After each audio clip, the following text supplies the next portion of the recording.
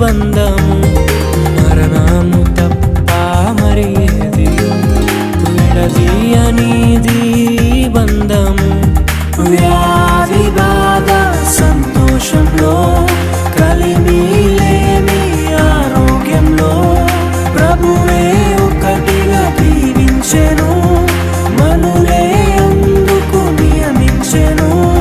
పరలోకములో నిర్ణయించెను నరలోకములో ఏర్పరిచెను కళ్యాణమే పరిణయమే మరి కళ్యాణమే